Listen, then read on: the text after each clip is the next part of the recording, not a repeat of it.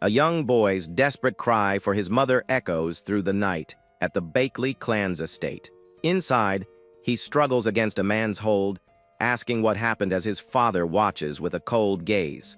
The clan leader sternly orders everyone to stop making a fuss and leave the room immediately. He then commands that the incident must never be leaked to the outside, leaving his son in utter shock. The father declares that the Bakley clan will not seek revenge, causing the young boy to fall to his knees in disbelief. He justifies his decision for the sake of the clan, warning his son, Bakley Woon, not to act recklessly. With his final words spoken, the clan leader turns his back and walks away, abandoning his son in the dark room. Woon tearfully questions how his father can call himself a man if he won't even avenge his own wife's death. Overwhelmed by betrayal, he concludes that his father is not even human. Having made up his mind, the young man gets up and decides to leave the Bakley clan for good. He feels no attachment left and knows he is too weak now. But he vows to get stronger. The youth resolves to found a new sect, gather followers, and build his own power from nothing. He will then hunt down everyone involved in his mother's death, and all those who knew yet stayed silent. Woon swears to make them all pay, even if it takes him decades to achieve his revenge. 12 years later, a building burns as a man begs for his life. Admitting that he was wrong, he desperately offers to grant any wish to the lone figure standing before him amidst the flames. The figure is now an adult Bakley Woon, his expression cold as he calmly holds a bloodied blade. Surrounded by fallen bodies, he agrees that there is something he wants from the desperate man. The man's face lights up with a flicker of hope, eagerly asking what his desire is. A cold smile spreads across Woon's face as he calmly tells him that the only thing he wants is his life. The man's face twists in anger, insisting that Woon's demand is not a funny joke. Woon calmly accepts the defiance, stating that if the man will not give his life willingly, he will just take it himself, raising his glowing, triangular blade with deadly purpose. Enraged, the warrior lunges forward, screaming about being toyed with and vowing to destroy Woon's corpse. But Woon is faster, appearing behind his foe with glowing eyes, while remarking on his filthy mouth. A powerful downward slash sends the man crashing through the wooden floor of the burning building. A huge cloud of dust and debris erupts from the lower level as Woon calmly watches from above. He maintains an impassive expression, completely unfazed by the destruction he just caused. The opponent bursts from the wreckage, leaping back up, and vowing to send Woon's head to the Murim Alliance. Unflustered, Woon grips his sword tightly, preparing to meet the final, desperate assault. He unleashes a single, blindingly fast slash that cuts a bright arc through the dark air. The attack is so precise that the man's head is instantly separated from his body in one clean cut. Woon now stands alone in the courtyard as the building continues to burn intensely behind him. With a swift flick of his wrist, he clears the blood from his blade, his mission now complete. A woman approaches from the shadows, calling him Captain, and presenting a scroll on a tray. He turns to her with a wide, blood-splattered smile, thanking Moyang Hyan for waiting so patiently. The woman calmly holds out the scroll, advising him to wipe the blood from his face first. He dismisses her concern while taking the scroll, telling her the blood is nothing to worry about. Standing in the courtyard, he wipes the blood from his cheek and uses it to mark the scroll. He looks down at his work, wondering if this is the end of his pad H. Woon cheerfully tosses the scroll to his companion, telling her to deliver it to the Murim Alliance because he is retiring. As he walks away from the flames, she asks if he is heading back home. He confirms it, saying he has achieved all his goals in the Alliance. The woman then asks if she can visit him someday. He agrees, telling her to come find him if she ever gets bored. She points out that he still needs to tell her where to find him, causing him to stop in his tracks. With a grin, he finally tells her to find him in Hulong County, within the Hubei province. Sometime later, the scene transitions to a peaceful river where he travels by boat, heading toward his new home. He looks out at the water, reflecting on the long journey that has led him to this point in his life. He remembers leaving his clan as a boy, determined to join the Murim Alliance, and becomes strong enough for his revenge. He recalls developing his skills, rising to the rank of captain, and how 12 long years have passed since he began his path. Now, he feels the time has finally come to fulfill his ambition of creating his very own sect. He clutches a heavy bag of money, pleased that he saved enough to buy a manor, and the perfect property has just become available. Standing on the boat with his arms crossed, he lets out a quiet chuckle, feeling that everything is falling perfectly into place. He suddenly throws his arms up in excitement, believing that the heavens themselves are aiding his cause. The boatman wonders if he has picked up a crazy passenger, but Woon quickly apologizes for getting carried away. He proudly explains that he is on his way to finalize the purchase of a manor to found his dream sect. The boatman mutters to himself, realizing there is only one manor for sale in the area, the one rumored to be haunted. He quickly dismisses his own thoughts and wishes the young man's sect to flourish safely, to which Woon thanks him cheerfully. His confident laughter echoes across the water as the small boat continues its journey toward the shore. But his excitement suddenly vanishes the moment he lays his eyes upon his destination. A real estate agent points to a large mansion, but Woon can only stare in utter disbelief. Woon furiously grabs the agent, accusing him of a scam. The man nervously insists it was a rare find and begs him to look around first. Inside, Woon notes the filthy, unmaintained state of the manor. The agent promises to explain everything after they finish the tour. He begins the tour explaining the property has 45 rooms and 5 training halls that can be used however Woon wishes. Woon asks about the previous owner, finding the number of training grounds unusual. The agent claims not to know, saying it is an ancient property. He adds that with a few repairs, it will be a perfect location for a new sect. One agrees but remains suspicious about the deal. Frustrated, Woon directly asks what the problem with the manor is.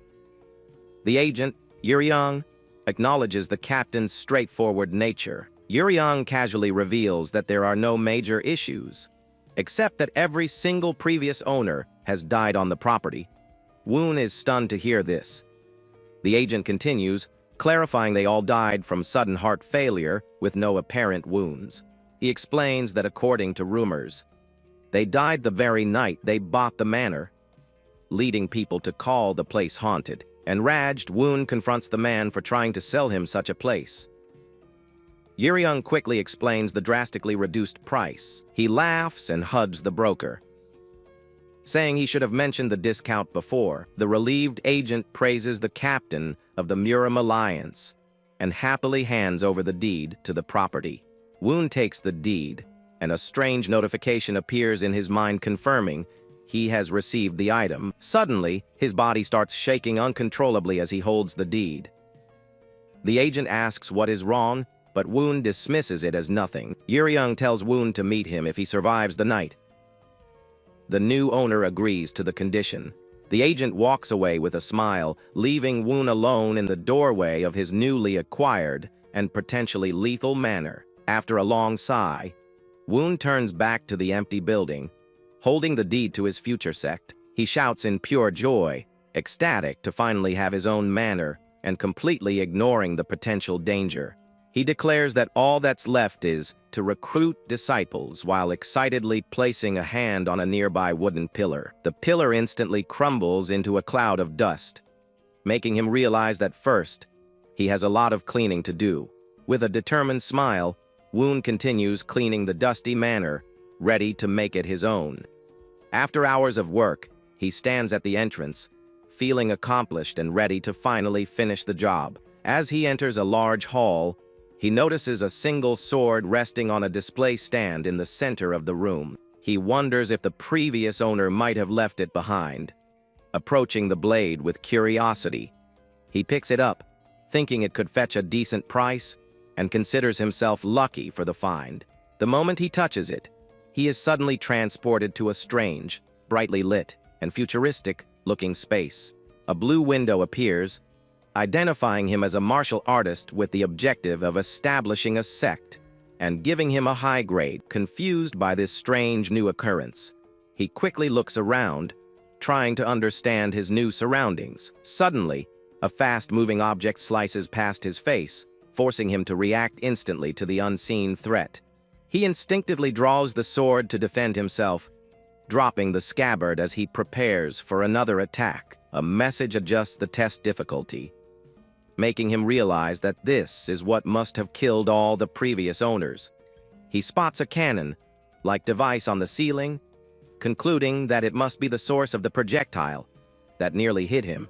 The test commences on extreme difficulty, but he accepts the challenge, deciding to face it head-on. A trial of martial prowess begins, and the device on the ceiling starts to glow, preparing to fire. He channels his energy, declaring that he will show the test why he was a captain of the Murim Alliance. With his sword ready, he confidently dares the mysterious trial to come at him with its full power. But as he braces for the attack, he senses something is wrong and hesitates for a split second. An unseen force slams into him, sending him flying backward across the white, sterile room.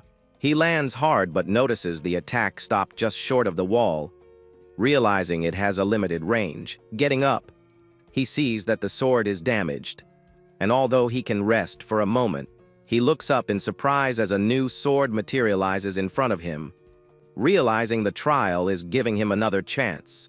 He stands up, a smirk on his face, noting that the rules of this mysterious test seem to have some flexibility. A thoughtful expression crosses his face as he ponders the situation, trying to find a weakness in the defensive system. He realizes the attack does not reach the back wall, which means its primary function is to guard something.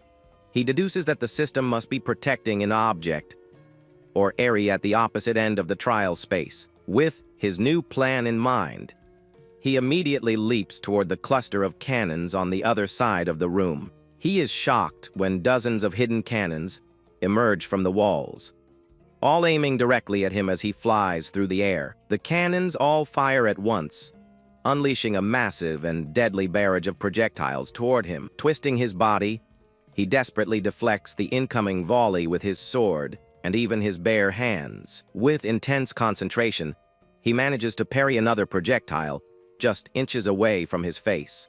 He cries out in exertion as the relentless assault continues, pushing him to his physical and mental limits. He unleashes a powerful spinning technique, using his blade to create a defensive barrier against the multiple shots. A bright flash of light emanates from his final move as his eyes widen with pure, desperate focus. The trial abruptly ends, and he suddenly finds himself back in the dusty, silent hallway of the real manor.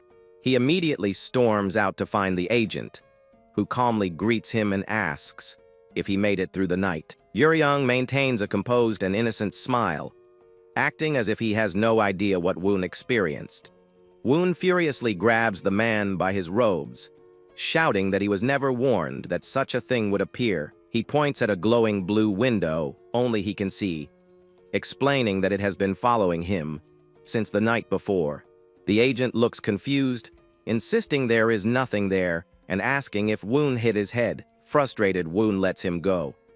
The agent smugly warns that if things continue to go wrong, Woon tells the agent he needs the manor for now, as he has a lot to prepare for the sect establishment ceremony. He explains he needs about 20 uniforms and asks for recommendations. The agent suggests local shops but warns they will be difficult to deal with. Yuryung elaborates that the shops are in a contract with the Yellow Dragon Hall, a powerful group that has supplied textiles to the imperial family. The agent nervously sips his drink, commenting that gossip travels faster than the wind. With a dark aura, Woon asks if Yuryung spread the rumor. The agent deflects, calling it free publicity for the new sect. He then nervously tries to change the subject, saying Woon's survival proves the manor is safe, but his reassurance falls flat. Woon furiously blames the agent for introducing him to the haunted manor in the first place, causing all his current troubles. Later, a shop owner cheerfully tells Woon that he will not sell him anything. Woon bangs on the closed door, trying to make an offer, but the man inside firmly refuses to sell. The owner yells that he is an unlucky person with a haunted reputation, revealing just how fast the rumors have spread. Walking through the streets, Woon wonders why news travels so quickly here. He tells himself to remain calm to avoid making a bad first impression. His thoughts are interrupted by a loud commotion nearby, and he turns his head to investigate the source. A young boy clings to a man's leg, yelling that he promised to save his sister, but the man just calls him a little brat. An elderly man rushes over, asking what is happening. The boy, Xiao explains that the men deceived him and stole his money. The old man angrily tells the boy his sister is hopeless, and then strikes him hard across the face, sending him reeling. A bystander identifies the attackers as members of the White Dragon sect. A woman orders her subordinate to handle the matter. One of the thugs tells the elderly man he should have left when he had the chance, as he now has to get his hands dirty. Another member of the sect approaches with a smirk, ready to join the confrontation. Before he can make a move, Woon appears in a blur and lands a powerful kick directly to the man's face. The thug is sent flying, crashing hard into the ground as Woon stands over him. The remaining thug from the White Dragon sect furiously demands to know who the intruder is. Woon glances back at the old man and the injured boy, admitting his name does not carry much weight anymore. With a confident smirk, he introduces himself as Bakley Woon, the sect leader of the Righteous Heavens sect. The thug scoffs at the unknown sect and leaps into the air, enraged that someone would dare interfere with his sect's business. He launches a powerful punch, but Woon effortlessly blocks it with a single hand, his expression calm. He then retaliates with a swift punch of his own, sending a shockwave of energy toward his opponent. The thug is thrown to the ground, crying out in pain as Woon calmly advises him not to judge people by their sect's fame. With a cold glint in his eyes, he adds that it is especially foolish when one does not even know their opponent's strength. Another warrior from the sect charges forward, furiously asking if Woon intends to make the White Sword sect his enemy. He continues his charge, questioning if the newcomer even understands what such a declaration means. Woon simply states that he does not care and delivers a powerful, direct punch to the man's face. The warrior is sent flying backward, his weapon clattering to the ground, as the remaining members watch in shock. The woman from the sect finally speaks up, realizing that the man before her is the former captain of the Miram Alliance. Woon is already in a full mood, because the rumors have made it impossible for him to get uniforms made. He tells the woman to stop talking behind his back and to come at him directly if she has a problem. He then gestures for her to attack, confidently challenging her to bring it on and settle things here and now. The woman declares his actions an official challenge against the White Sword sect and leaps into the air to attack. She smashes the ground with her weapon, sending a wave of earth and debris flying toward her target. Woon easily dodges the initial attack, watching as another member of her sect lunges at him from the side. He avoids the second attacker's sword strike, preparing to counterattack. Woon lands a solid palm strike on his opponent, seizing the opening in his defense. He follows up with a swift punch to another attacker's gut, neutralizing him with a single, powerful blow. A final, devastating strike sends the last thug flying, ending the confrontation in a matter of seconds. With all the attackers defeated, he calmly states that it was indeed a challenge. He warns the defeated woman that if she wants a real fight, she can come to the Righteous Heavens sect at any time. He then tells her that, if she does not want things to get uglier, she should leave quietly while she still can. As the woman and her remaining men retreat, she vows that he will regret his actions. Woon turns to the boy and the old man, asking if they are all right. Seo excitedly replies that he is. The boy remembers Woon was looking for someone to make uniforms and eagerly offers his sister's sewing skills. Seo then drops to his knees and begs the warrior to save his sister from her mysterious illness. Woon is taken aback, trying to explain that this is a job for a physician. but a blue window suddenly appears before him. The system announces a new trade opportunity, identifying the boy as a potential third-grade target. Woon is intrigued, noting that a third-grade rating is quite high, and asks the boy to tell him more about the situation. Seo-woo explains that their parents passed away last year, leaving him and his sister to fend for themselves. Although they managed to get by with her sewing skills, she recently fell ill with a frostbite. The elderly man introduces himself, explaining he runs a fabric shop and used to hire the sister for work. The boy then leads them toward his home, eager to introduce them to his ailing sibling. As they approach a rundown shack, Woon silently hopes the place does not collapse on them. The boy bursts inside, announcing he has brought the warrior who catches ghosts, much to Woon's awkward embarrassment. Woon finds a young woman sitting near a campfire, but she asks who he is. He realizes the girl's condition is far worse than he expected, as even the fire does not burn her skin. The system informs him that the fire is heat, and the cold in her limbs are clashing violently, making him wonder if it is a side effect of yin cultivation. He introduces himself to the girl, Seo-woo, and explains that her brother begged him to save her. She confirms that keeping her hands and feet near the fire does not hurt her, and she needs to do it to avoid frostbite. The old fabric shop owner enters, asking what is going on. Seo-woo apologizes for not contacting him, explaining her condition worsened.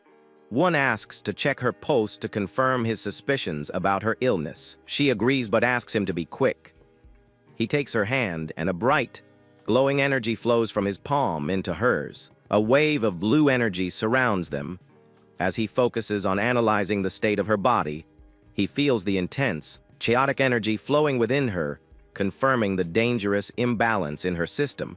The system warns him that she is absorbing too much yin energy, which will be dangerous if it continues. He already knows. The analysis confirms that excessive yin energy has invaded her body, but he senses something more complex about it. He tells her he understands her condition now, which surprises her. He explains that she has what is known as an extreme yin body, a rare and powerful constitution. This condition causes her body to naturally draw in yin energy from its surroundings and store it internally. He mentions that he has heard of the legendary Sword Empress, who had the same type of body. The girl thinks it sounds amazing, not yet realizing the full implications of her condition. Although she has a blessed constitution, her body has absorbed too much yin energy, depleting her yang energy. He delivers the grim news that if her condition continues, she will likely die within 3 months. She asks if it's true that there is no cure. Her brother, however, Seo-woo, denies it. The old man asks if medicine could help, but Woon explains that it would only delay things. Woon realizes the key to her treatment is yang energy, but the system keeps interrupting his thoughts. A window appears, showing an item called Essence Water, which can be obtained by completing a quest. It explains that the water increases the health and energy recovery rate of sect members. A new quest then appears: recruit the first disciple, with a reward of 50 essence water. A brilliant idea strikes him as he realizes he can solve both problems at once by recruiting her. He confidently tells the siblings that he may have found a way to help, though he is not entirely sure it will work. He reaches out his hand to Seo-woo and asks her to become his disciple. The girl and her brother are both stunned by the sudden and unexpected offer.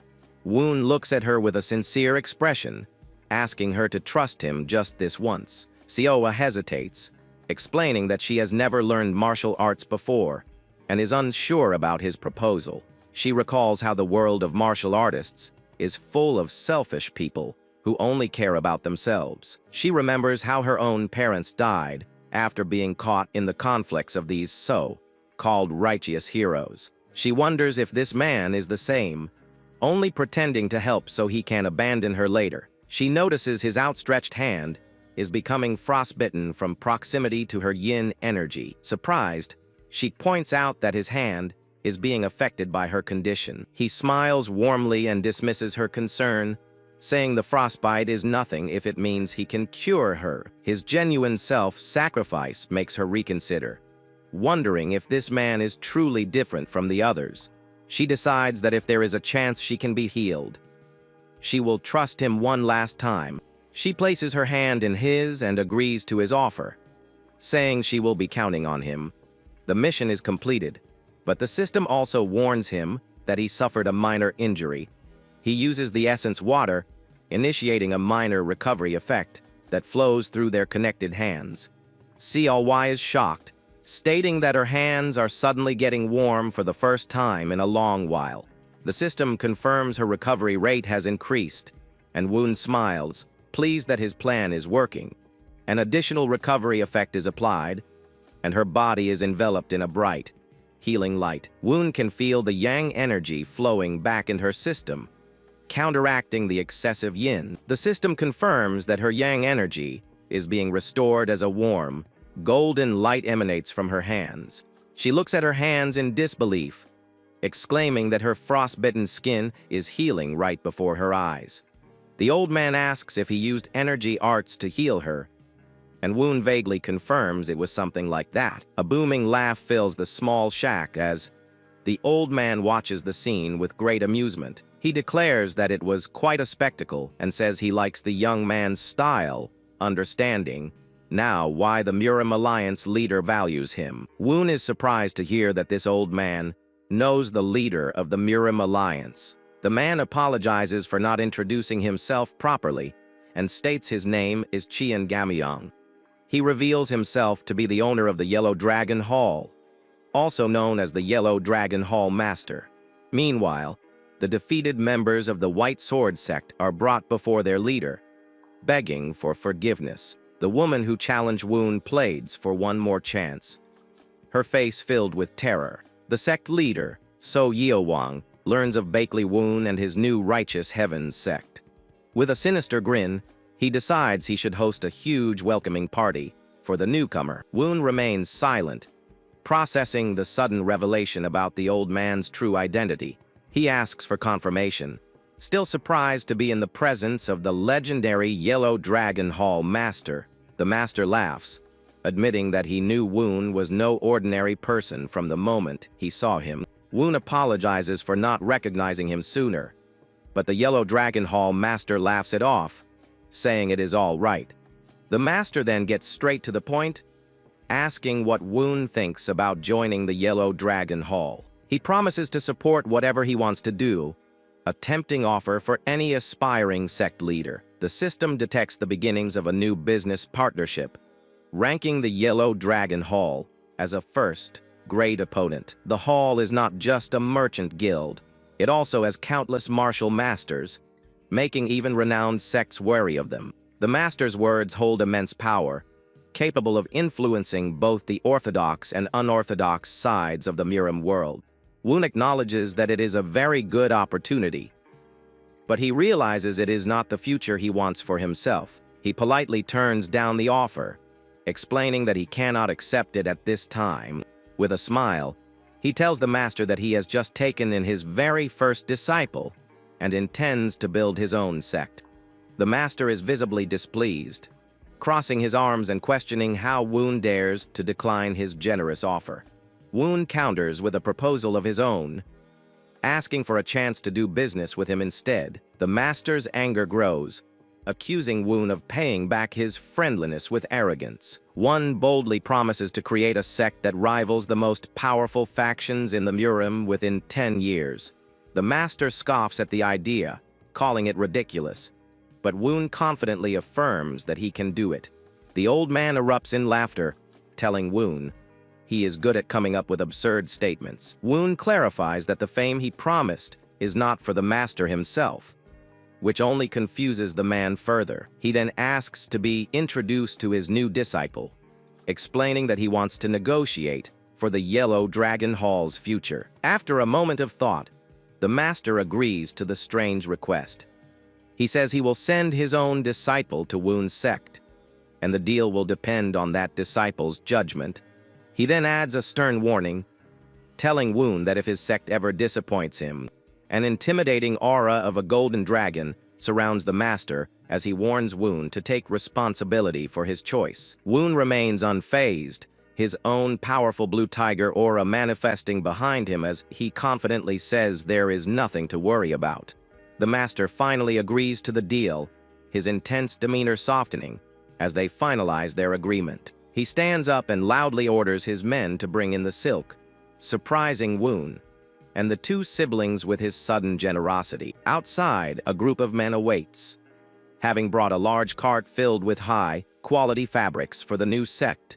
The master explains that the silk is a contract fee and a gift, insisting that they accept it.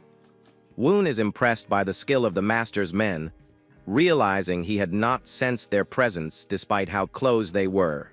The master internally notes Woon's arrogance, finding it similar to his own when he was younger. As his carriage departs, he calls out to his driver, giving him new instructions. He decides to visit an old friend, since he is already out, and tells the driver to take him to the Evil Path Alliance.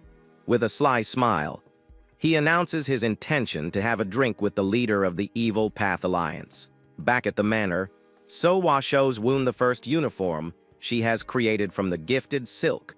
He tries it on and is immediately delighted, exclaiming that he loves it and that it has increased his dignity and charm. So-Wa is glad he likes it, admitting it is her first time working with such high-quality material. The system notifies him that the clothing has been expertly crafted and asks him to pick a reward. He is presented with several great options: advanced texts, miracle medicine, or an exclusive trait unlock. Though the first two options are tempting, he has another idea in mind and makes his choice. He chooses the exclusive trait unlock, which grants him the ability to awaken the hidden traits of his disciples. A new window appears, showing So-Wa's current attributes and traits. A warning informs him that he cannot unlock any new traits. The system explains that the disciple needs to increase their grade first, which Woon finds completely unfair. He decides he will just have to make her stronger,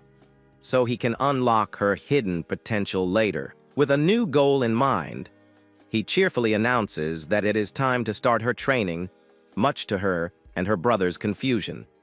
The girl is nervous about learning martial arts, wondering if she will be able to do it well. She recalls his earlier promise, but her self-doubt makes her worry about what will happen if she fails. His reassuring words echo in her mind, reminding her of his promise to fix her condition and help her.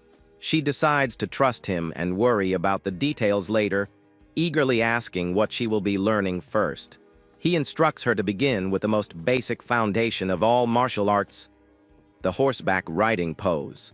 She is immediately disappointed, having expected to learn something more exciting and advanced. Woon explains that she is not physically fit enough for more complex techniques and must first build her stamina.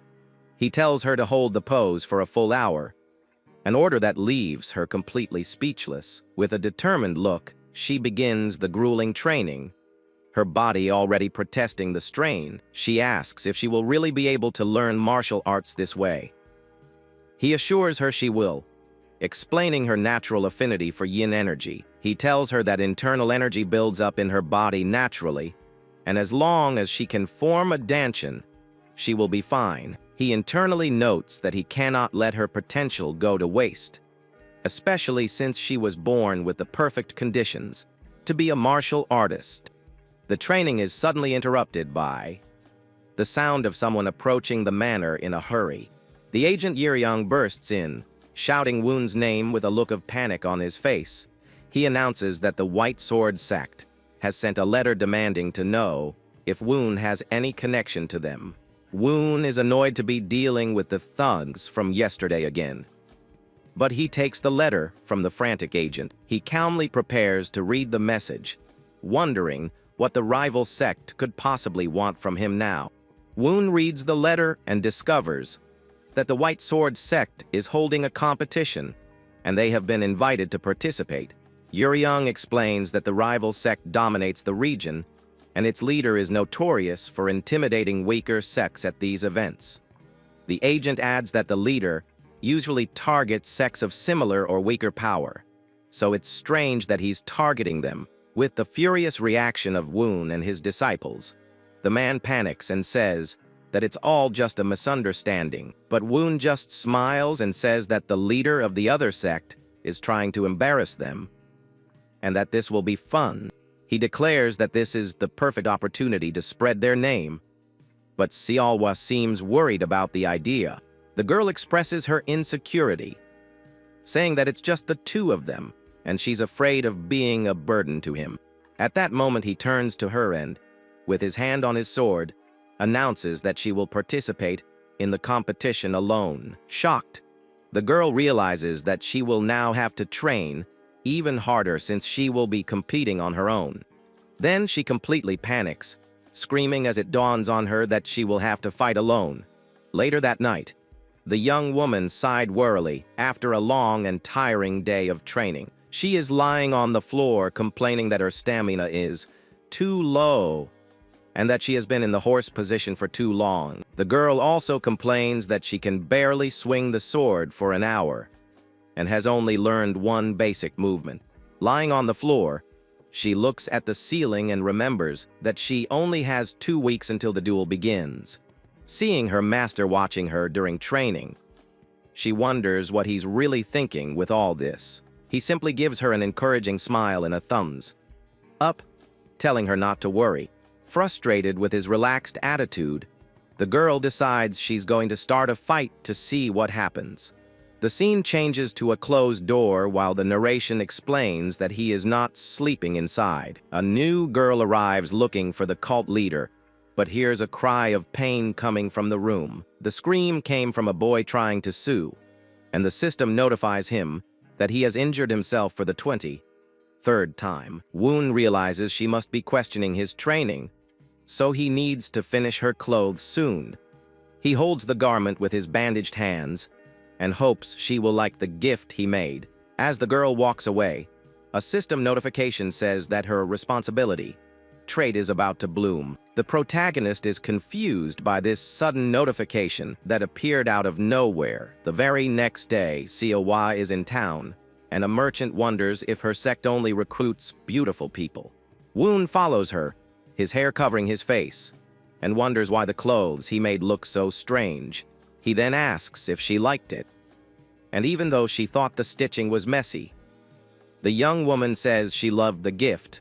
The scene changes to the White Sword Tournament, where the event is about to begin and is said to be to promote friendship. The sect leader goes on to say that is a place for young martial artists and that he has prepared a small gift. But with a malevolent look, he orders his men to demonstrate the overwhelming power imbalance to everyone there. The duel event begins in the third area of the preliminary round in a packed arena. Seolwa looks quite nervous, holding her wooden staff as she waits for her turn to fight. With that, she turns to her master and asks if she can really do that. Woon tells her to remember her training, but the girl thinks all she did was stand in the horse position. Then he puts his hand on her shoulder and asks her to believe him because he was the one who trained her. The master assures her that she has become much stronger than before, and the girl asks if this is true. She says she doesn't know if she believes it, but that she will do her best and is preparing for the fight with determination. The young woman decides to use all her strength to attack and quickly advances against her first opponent. She delivers a powerful blow with the stick, and the man screams in pain as he is hit squarely.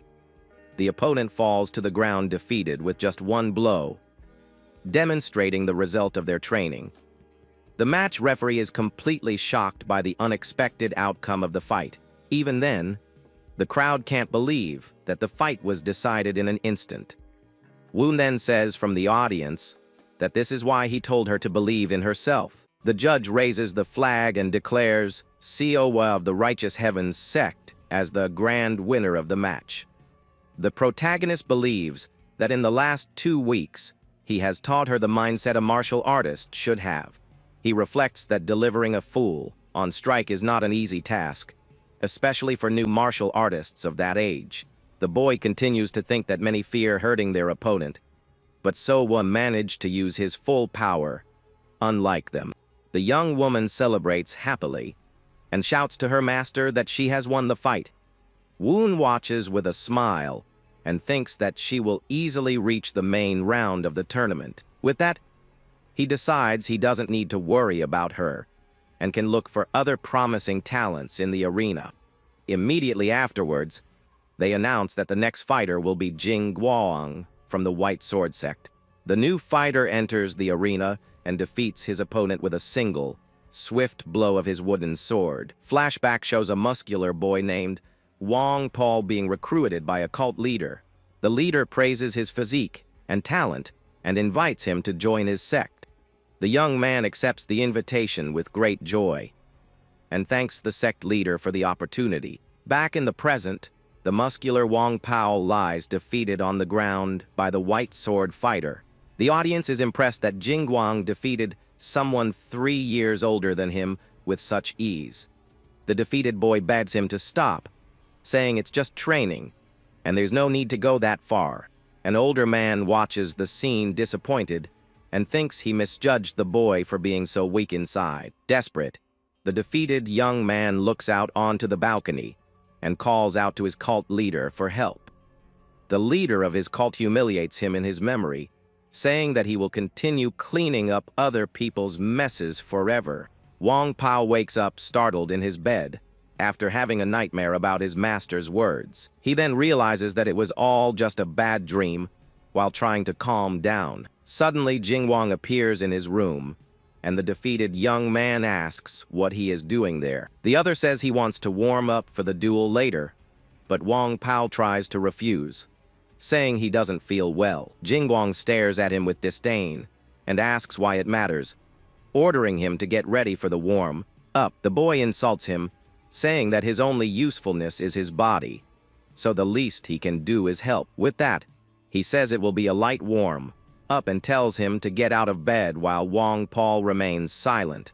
The scene returns to the packed arena, and an announcer declares the start of the tournament semifinals. Xiaowa's opponent Wu Jiam uses the illusion sword, a style that is difficult to predict but full of flaws. Woon asks his disciple what she thinks she needs to do to defeat someone with that style. He smiles and says that her answer is correct, but there is a much easier method she can choose. The girl is confused, not understanding what her master is trying to say. With a mischievous smile, the protagonist assures her that with his method, she can certainly win, and asks her to trust him. COY excitedly agrees, ready to follow her master's instructions without hesitation. Yuriyoung approaches Woon and comments that they've already reached the semifinals of the tournament. The agent congratulates the protagonist on her progress in just 1 month, but he doesn't seem impressed. Woon then says he will only accept congratulations after she wins the final, and Yuriyoung wonders if he's serious. In the arena, the girl's opponent praises her for having come so far, but says that her luck ends there. He smiles confidently and states that everyone in the audience is eager to see her defeated. Siowa confidently replies that he is wrong, because her leader believes in her victory. Her opponent laughs and calls her crazy, just like her master. Then the match begins and the girl charges forward, shouting that she's going to win that duel. The two clash in the center of the arena, in a rapid exchange of blows with their wooden weapons. The boy smiles and admits that she has a lot of courage to confront him in that way. He then attacks forcefully, and she realizes that his fundamentals as a disciple of the White Sword are on another level.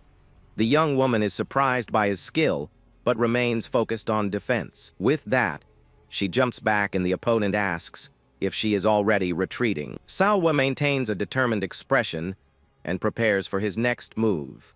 She remembers her master's advice and thinks that if she can't distinguish feats from real attacks, she needs to keep her guard up in the center to protect herself from any blow he might try. The opponent launches a series of rapid attacks, but the girl manages to block them all. The force of the last blow pushes her backward, and she struggles to maintain her balance. The boy is surprised and impressed that she managed to block his attack. He admits that he underestimated her and begins to use his illusion technique with a purple energy. With a wicked grin, the fighter asks her what she thinks of that while preparing a new attack. Several beams of purple energy are fired at high speed towards her. The girl is shocked by the energy attack, which she has never seen before in her training sessions. Woon explains that fighters with illusionary styles are weaker up close, so they try to create distance. He concludes by saying that if she manages to reach him with the sword, she will win the fight. With a determined look, the girl declares that she is only just beginning the fight. Then she runs towards her opponent, dodging all energy attacks. The boy is impressed by her agility and says she's not bad at all. Seowa continues to skillfully dodge the attacks, getting closer and closer. He attempts a direct hit, but says her movements are too obvious to land on her. The young woman is struck squarely by the blow and thrown backward by the force of the impact. Woon and Yeryung watch the scene with serious expressions, worried about the outcome. The young woman falls to the ground, and her opponent smiles arrogantly, declaring his victory. Seowa lies collapsed in the arena, panting, but still refuses to give up the fight. The fighter says disdainfully that he had some hope for her, but that it all ends there. The girl looks at him angrily and says that the fight is not over yet. With that, she stands up with difficulty, gripping her two wooden weapons firmly. Her opponent mocks her, saying she can barely stand, and asks what she's going to do. The young woman surprises everyone by leaping into the air amidst a barrage of energy blasts. The boy is shocked by her audacity and wonders if she is playing a joke on him. With a war cry, the fighter declares that it will all end with that final blow. She delivers a powerful final blow, striking her opponent squarely in the face. Woon smiles, satisfied with the result, and says that she finally managed to win the fight. But a man in the audience stands up and accuses the girl of cheating to win. He yells at her for pretending to have lost in order to ambush her opponent, and that this is against the rules. The angry man continues his accusation, saying it's stubbornness on his part not to accept defeat to a girl. At this point, the leader of the rival sect appears and questions whether the White Sword sect has always been so rude. One of the disciples apologizes for his rudeness to the leader of the Righteous Heavens sect, but Woon accepts. The leader of the White Sword then declares that the fault lies with his disciple for presuming defeat, and accepts the outcome. Seowa is declared the winner, and news spreads that she learned martial arts in less than a month. The girl celebrates her victory and waves to her master, who congratulates her on a job well done. Wong Pal observes the scene from afar with a sad and thoughtful expression on his face. Her master approaches and orders him to put poison in the girl's food to weaken her. He goes on to say that defeating her is not enough, and orders Jin Guang to permanently cripple her. The young man refuses to obey the order, but his leader hits him with a violent slap across the face. The master calls him a fool and says that if he has no talent, at least he should follow orders. He then attacks him again and says that this is why the other disciples surpass him. Woon appears and comments that the leader of the White Sword disciplines his disciples very severely. With a confident smile, the protagonist introduces himself as the leader of the Righteous Heavens sect. The other leader accuses him of being disrespectful for interfering in the affairs of another sect. Woon says he doesn't know what's going on, but thinks he's being too harsh on his disciple. The rival master suggests that he mind his own business, but Woon says that he came to see him. With that, he requests that Wong Paul be handed over to his sect, leaving the other leader surprised. The young man is shocked and confused by the protagonist's sudden proposal. Woon explains that his sect's methods seem more suitable for the boy than those of the White Sword. The leader of the White Sword accuses his disciple of having approached the rival leader and therefore disobeyed his orders. With a mischievous smile, he then accepts Woon's offer, leaving Wong Pal in shock. But he says it would be a shame to get rid of a beloved disciple, and proposes a wager. He thinks COY is too much talent to be wasted in a small sect, and she feels a chill. The bet is that the winning sect of the tournament will be able to recruit a disciple from the losing sect.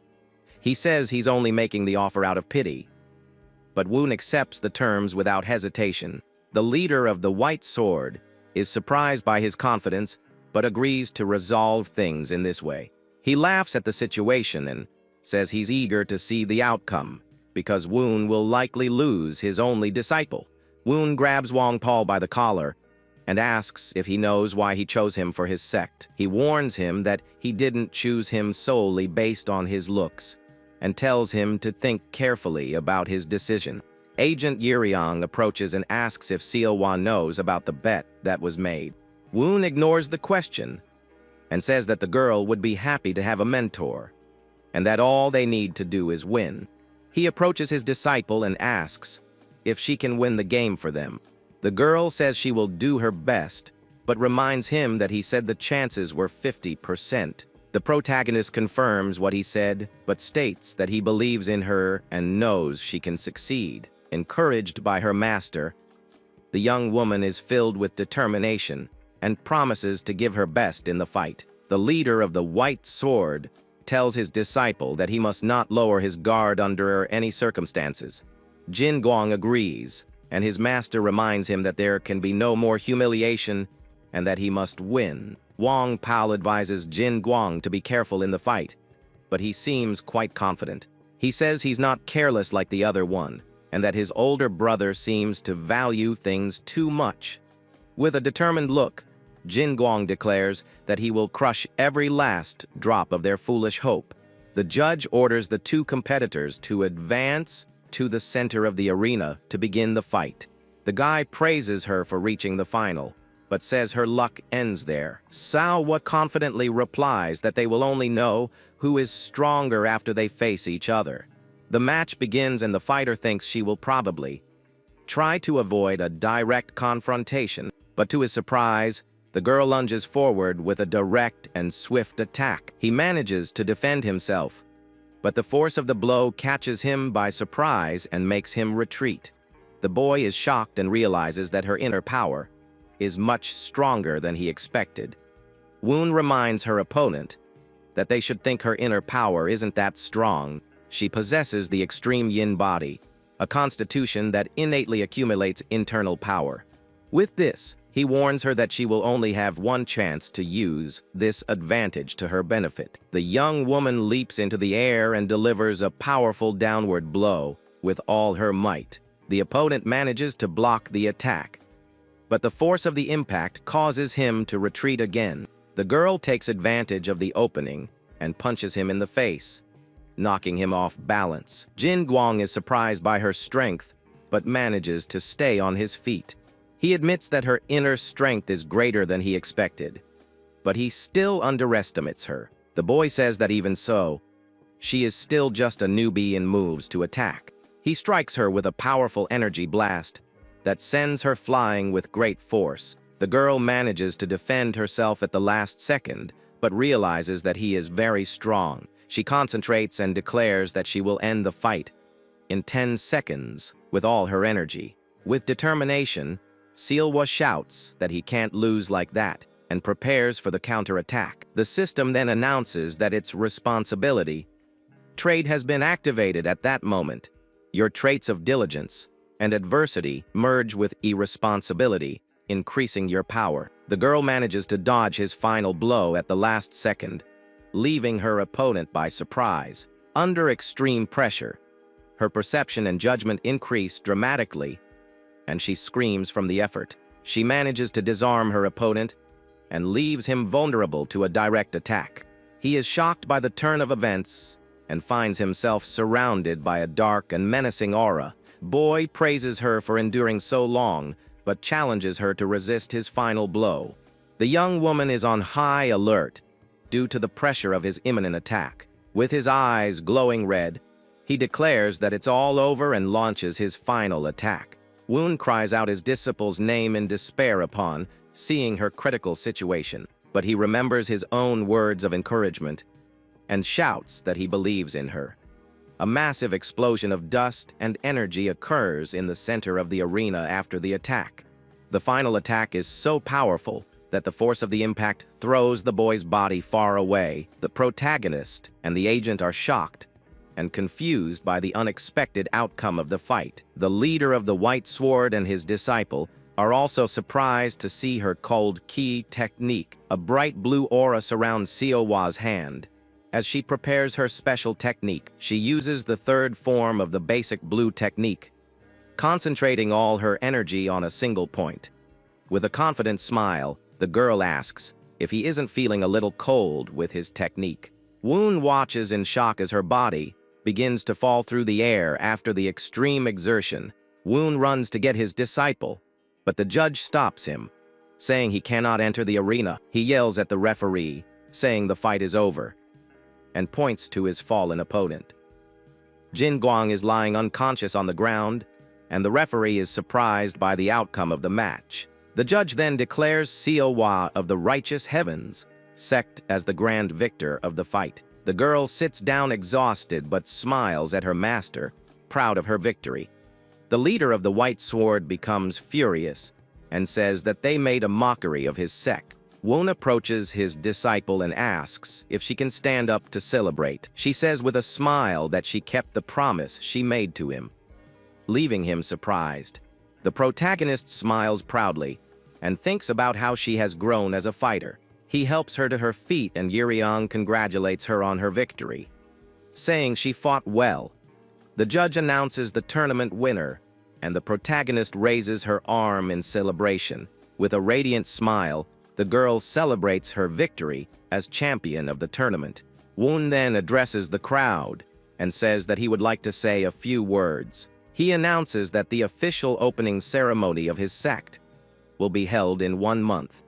The audience is surprised to learn that their sect hasn't even been officially opened yet.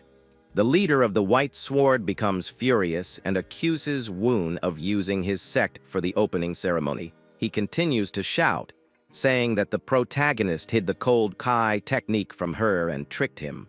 The rival master advances to attack but is stopped by his own disciple, Wang Paul. He yells at the boy, asking what he is doing, and the young man says that he should maintain his dignity.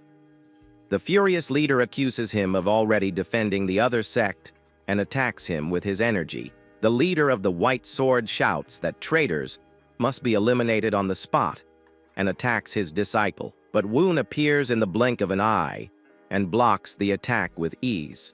The rival master is shocked by the intervention and asks what it means. The protagonist calmly informs him that Wang Pao is now a disciple of his sect. He then challenges him, saying that if he's not happy with the result, he can confront him personally. Woon breaks the rival leader's fingers with a strong grip, causing him to scream in pain. The man rises in pain, but the protagonist stares at him with a cold, determined look.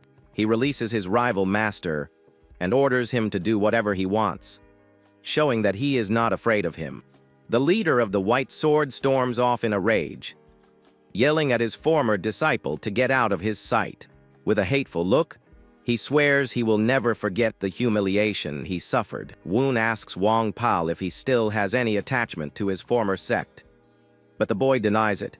The protagonist says that he is already an excellent martial artist, and that he will certainly prove his worth. Wang Pao's former master calls him a fool and abandons him, while Jin Guang watches him with disdain. He thinks his older brother is a strong man, but brainless, an empty shell. The young man feels undervalued and begins to cry as he remembers the words of his former teacher. He thanks Woon for the opportunity and promises to do his best in his new sect. The system announces that Wang Pao has become the second disciple of the Righteous Heavens sect. With that, the tournament ends and Yuriang comments that Siowa did all the work, but his master took the credit. 2 weeks later, the scene shows the protagonist's sect entering on a sunny day. Wang Pao does his training in the horse stance. He is confused by the training method. Wang Pao is confused by Siowa's greeting, and she laughs because he called her sister. She encourages him, saying that if he tries hard, he can become like her even with only 2 months of training. The boy says he's still confident in his body, and the girl tells him to fetch water by himself. The system highlights his strengths, such as his physical build and talent for learning techniques. Their weaknesses are low sensitivity to ki and slowness in accumulating internal energy. Woon observes his disciples and thinks he saw it clearly from the beginning. He reflects that Wang Paul's talent lies in his understanding of techniques and his unwavering mind. The protagonist admires the strength of his new disciples, Siowa and Wang Paul. He is pleased and thinks that his eye for talent is indeed very accurate. Agent Yiriang arrives and the protagonist asks how the preparations for the ceremony are going. He says that thanks to the publicity surrounding the tournament, they received many letters from people wanting to attend, but he adds that among them was an order from the Morim Alliance, which surprises Woon.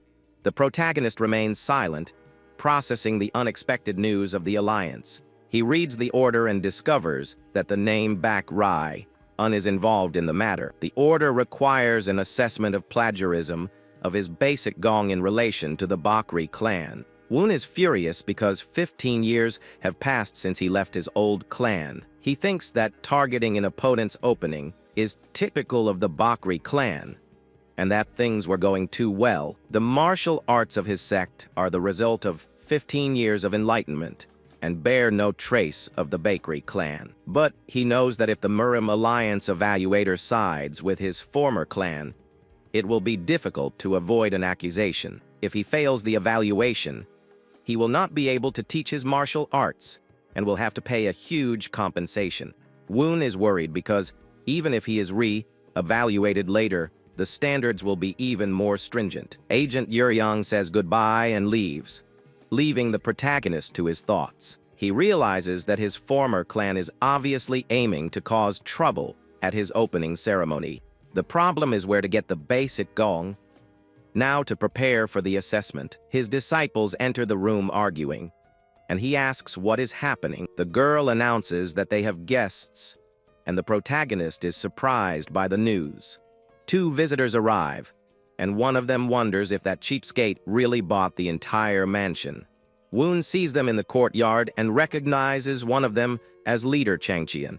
The visitors introduce themselves as Chiangha and Namgong Wu from the Changqian Brigade.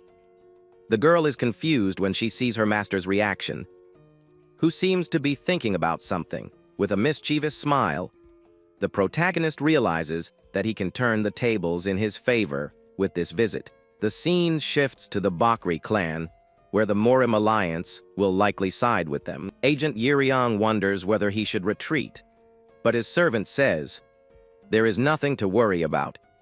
He explains that the judgment of the Bakri clan is on a different level and cannot be underestimated. Yiriang asks his servant to deliver a letter that he is about to write. He decides that if he fears the influence of the Morim Alliance and the Bakri clan, he needs to expand the chessboard. With a wicked grin, he plans to drag the heretical league into the conflict as well. In the Bakri clan, a man tells the master of the outer hall that he has been doing unnecessary things again. He questions the assessment of plagiarism for a sect that hasn't even been established yet. The master of the outer hall, Bakri Song, says that this was merely the clan leader's personal decision. Bakri Seong talks about the clan leader's sons, saying that the eldest, San, has no interest in martial arts. He goes on to say that San has excellent talent, but is impatient and, more importantly, a girl. The leader of the Bakri Kang clan says that this does not disqualify her from inheriting the clan, because there is no such rule. The master of the outer hall questions why he let Woon leave the clan if he valued him so much. He praises the protagonist's exceptional talent, intelligence, and nature, saying that no one could complain about him. The clan leader agrees, and the master of the outer hall insists that they must show him where he truly belongs. He declares that Woon's roots are in the Bakri clan, and that this is the will of the elders. But the clan leader says he has already done everything he could as a father, and that growing up requires overcoming challenges. He states that the protagonist must learn to protect his sect from the clutches of others. The master of the outer hall vows that he will bring Woon back to the clan no matter what happens.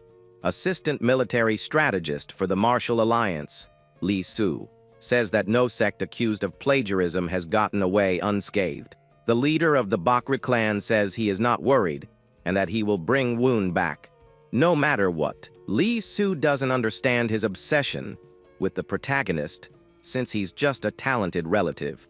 The clan leader explains that if Woon had continued training in the Bakri arts, he would have become the greatest swordsman. He says that even though the protagonist has left the clan, they still need him. The master of the outer hall arrives at Woon's sect and asks how he will respond to the call of his lineage. He orders the gates to be opened, but no one answers his call. Woon is on the roof watching their arrival and preparing for the confrontation. The system detects an increase in your heart rate and recommends deep breathing, but you ignore it. He jumps from the roof towards the master of the outer hall. He uses his Gate of Heaven technique and lands in the courtyard with a powerful impact. The members of the Bakri clan prepare for the attack. But the scene changes to the ceremony. Woon is in the center of the arena, and the crowd is watching him intently. He holds his sect's flag and prepares to give his opening speech. The protagonist thanks everyone for attending and introduces himself as the leader of the sect. He says that before they begin, there is one issue that needs to be resolved first. With a confident smile, he prepares to clarify the situation for everyone present. He then loudly announces that his sect plagiarized the martial arts of the Bakri clan. Yang and the others are shocked by the unexpected statement and wonder what he is doing. The audience is confused and wonders if he just admitted to plagiarism at his own inauguration. A masked man in the crowd smiles and says things are getting interesting. The leader of the Bakri clan thinks the protagonist has given up, but Woon says things look different from where he is. The crowd falls silent, wondering what the protagonist is thinking with all this. Woon looks at the crowd with a smile and calls the Martial Alliance audit team to introduce themselves. The leader of the Bakri clan and his men are surprised to see the Alliance team there.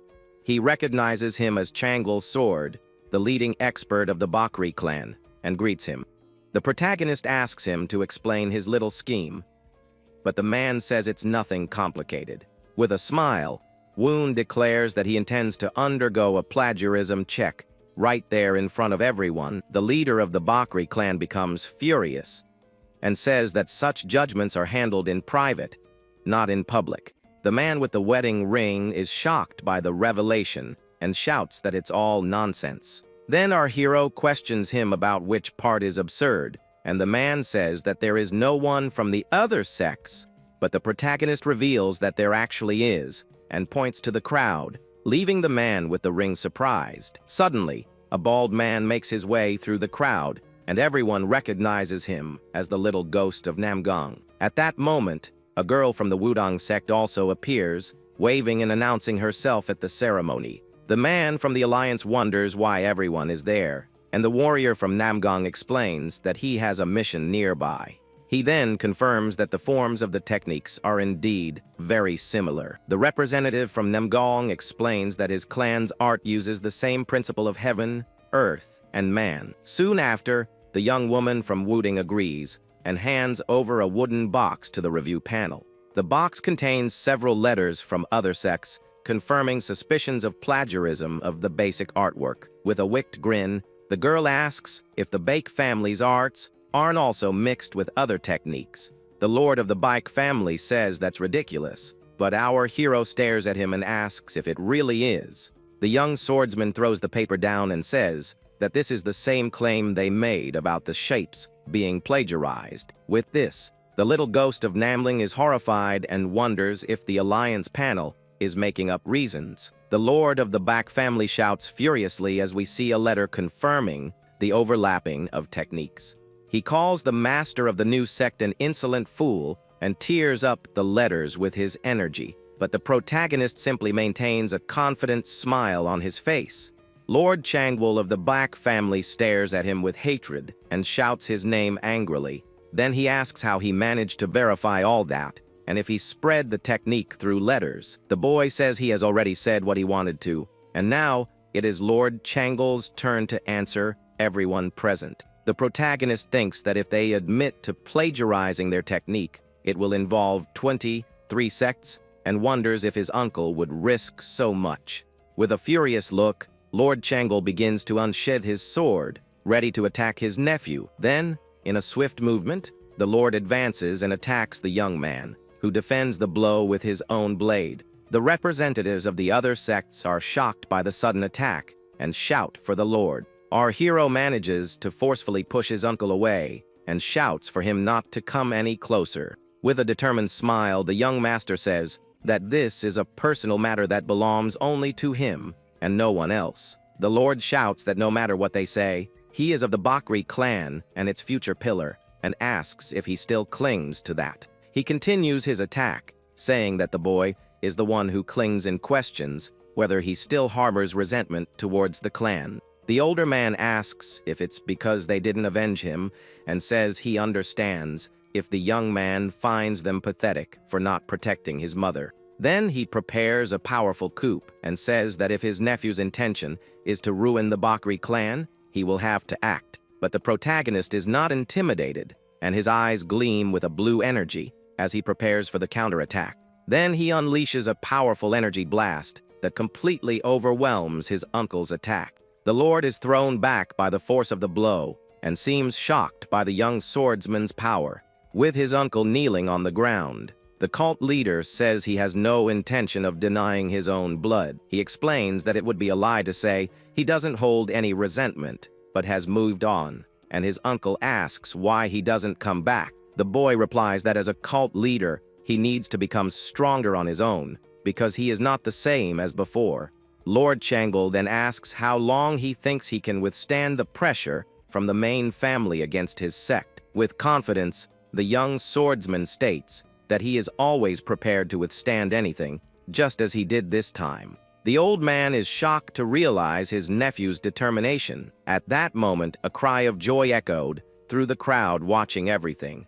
We see a flashback of the younger protagonist, happily training with his uncle in the family courtyard. The young man celebrates excitedly, having finally managed to defend against one of his uncle's direct punches. The older man laughs and challenges him to another punch, but the boy seems frightened by the idea. Back in the present, the sect leader tells his uncle that his techniques and martial arts are not plagiarized. He then asks his relative, as a nephew of the Bakri clan, to wait a little while, as one day he will clarify everything. Lord Changle then stands up and seems to reflect on the young swordsman's words. Then he turns to the others and introduces himself as Bakri Song, the younger brother of the clan chief. With this, he declares in front of everyone that the Chian sect did not plagiarize the martial arts of the Bakri family. In the crowd, a hooded man smiles and says that the old man certainly chose the right person. A woman next to him calls him a noisy old man,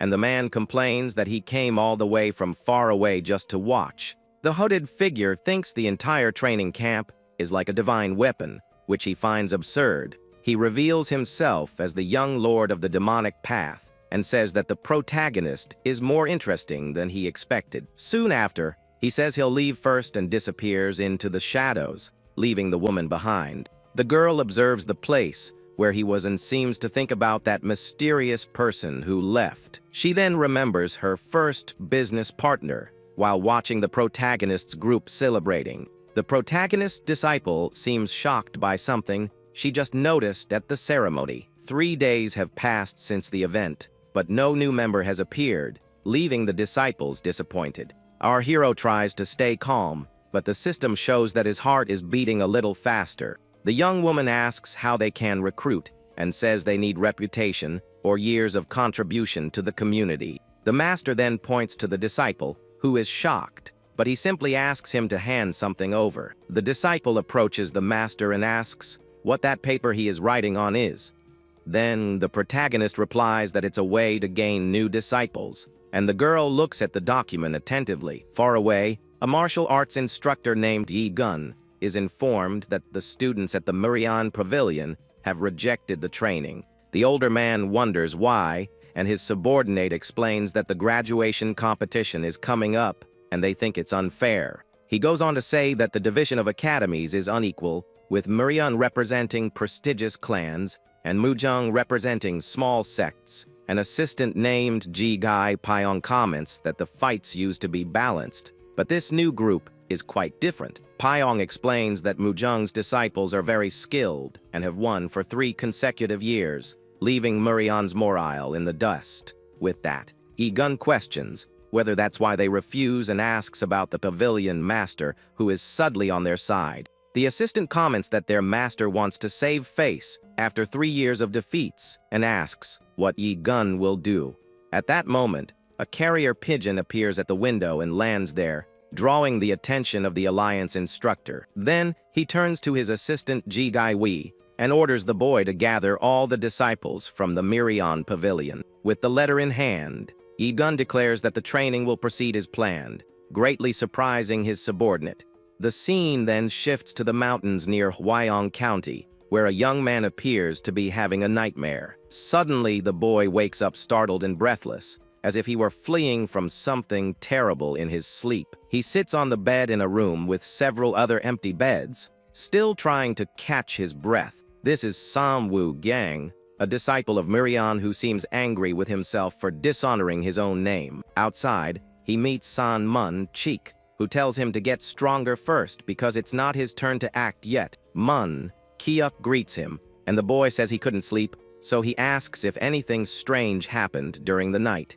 With that, Wu Gang apologizes and says that everything about the training is his fault, leaving the other confused. He reveals that he was the one who encouraged everyone to refuse, and that is why they were punished. The boy says it doesn't matter and that they can pressure the sect leader if they can't handle the training. Then, Mun Cheek announces that it's time to change shifts and tells his colleague to go to sleep while a shadow appears in the background. Suddenly, the two become alert, and the boy shouts, asking who is there in the darkness of the forest.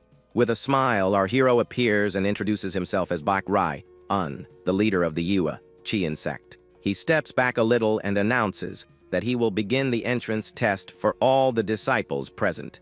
The two young men are confused and on guard as the sect leader explains that the rule is quite simple. He then explains that if only one of them manages to get through the sect's gate, they will all pass the test. With that, San Wu Gang becomes filled with confidence and shouts for all of Murian's disciples to prepare for battle.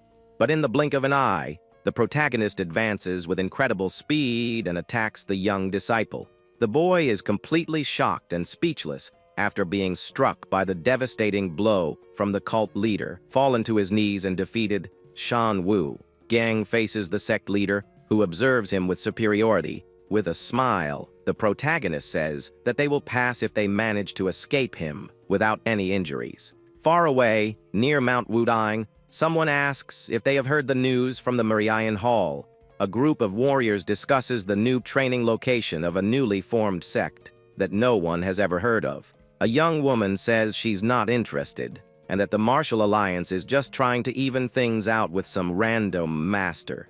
She states with conviction that it doesn't matter where they go because, in the end, she will always win. At this moment, we see a flashback where a boy says goodbye to his older brother, who is leaving. The young boy seems very sad about his brother leaving him behind. Then he runs after his brother down the hallway. He even tries to stop him from leaving, but the boy is left alone on the ground crying while looking at the amulet his brother left behind. We see a young woman named Baek Lisan who vows not to lose until she discovers why her brother abandoned the clan. Back in the forest, our hero smiles confidently as he attacks the disciples with his powerful weapon. He observes the two young men, one fallen and the other advancing with a spear, and says that they are not so bad. Then the disciple hurries to help his colleague San Wu Gang and confronts the sect master. The boy introduces himself as Seal Mun Chiuk and asks why the leader of the Yuchian sect is attacking them. With a smile, the protagonist explains that this is part of his teaching method for getting to know his new students. The young warrior stares at him determinedly, and the sect master reminds him that whoever reaches the gate will pass the test. With that, Mun Cheek asks what will happen to them if they happen to fail the entrance exam. The protagonist steps forward again and says, if they don't pass, there's no point in going to the martial arts tournament. He continues the attack and threatens to tie them all up in a warehouse until the end of the tournament fights. The cult leader explains that this means they will lose without even having a chance to fight. One of the disciples is shocked by the statement and cries out in despair, begging him to wait a moment. But the sect leader completely ignores the appeal and continues his relentless attack against the young warriors. With a determined look, San Wu Gang reflects the protagonist's image in his blade and seems to have a plan. He gathers the other disciples and asks if defeating the master, there also guarantees passing the test. The protagonist smiles at the proposal and agrees, telling them to come at him with everything they've got. The disciples then leap to attack from various angles, and the sect leader praises their wise decision. However, he easily dodges the coordinated attack and throws them away with a single movement. With a victorious smile, the young master says that their plan could have worked against another opponent. One of the disciples observes the scene, somewhat shocked by his overwhelming power. We see the defeated disciples on the ground as the sect leader stares at them with a sigh of disappointment. He then asks where all their confidence went, since they freeze under a little pressure. With a swift movement, the sect leader attacks San Wu Gang, who desperately tries to defend himself from the blow. The master holds him and comments that despite his spirit, the young warrior seems strangely restrained in his movements. At that moment, another disciple advances with his spear, attempting to create an opening to attack the master from behind. But the protagonist easily dodges the attack and continues to analyze the abilities of his new students. One of the young men is shocked to see the master's strength as he cuts down several trees with a single blow of his weapon. The sect leader then turns his attention to Seo Mun Chiak, appearing somewhat impressed by the young man's attitude. He notes that the young man assesses the situation quickly and likely has a lot of experience in real battles.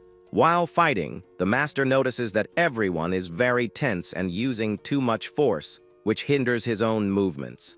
With a focused gaze, he continues to look around and study the fighting style of each of the disciples. Then he blocks another attack from Wu Gang, who becomes frustrated at not being able to land a single hit. The young disciple curses angrily at the enormous power difference between them and the master of that sect. Seeing his colleague's frustration, Mun Cheek approaches to pass on a new combat strategy to them. He asks Wu Gang to take care of the defense and explains that the master is adjusting to their fighting rhythm. With this, he believes that the three of them together can use this loophole to finally create an opening in attack. The three disciples then coordinate an attack, with one preparing to defend while the others look for the right moment. In a synchronized movement, the trio advances toward the cult leader with a newfound determination in their eyes. But the protagonist surpasses them once again and hurls them away with a single movement.